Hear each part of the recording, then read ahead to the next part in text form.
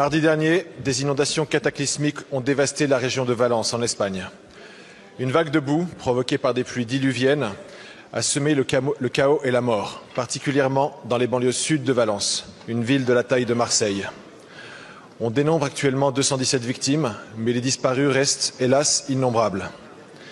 Et si aucune victime française n'est pour l'instant à déplorer, nombre de nos compatriotes qui résident dans les zones affectées font partie des sinistrés.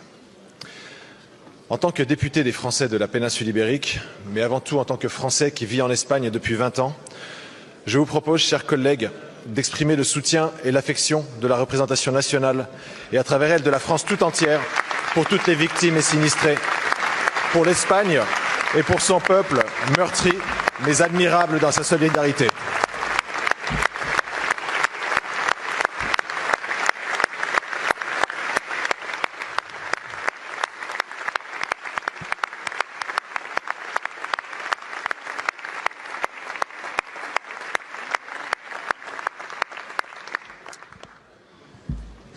La plus importante catastrophe naturelle de ce siècle sur notre continent s'est donc déroulée à 500 km au sud de Perpignan.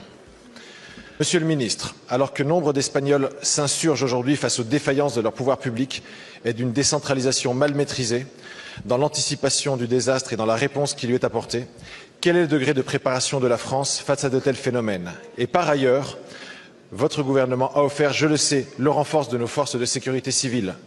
Et même si l'Espagne n'a pas encore saisi notre main tendue, comment la France et l'Europe peuvent-elles épauler notre pays voisin et frère, aujourd'hui dans l'assistance aux sinistrés et demain dans la reconstruction?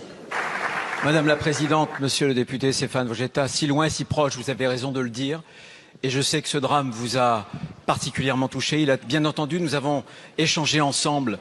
Dès mardi, j'étais au Maroc. J'ai eu mon collègue, le ministre de l'Intérieur, pour proposer le soutien de nos sapeurs-pompiers. Pour l'instant, aucune aide européenne, aucune aide internationale n'a été demandée par l'Espagne. Mais j'ai assuré l'Espagne que du jour au lendemain, nous pouvions mobiliser 250 sapeurs-pompiers et sauveteurs avec l'ensemble des moyens et des véhicules qui pourraient justement être utiles.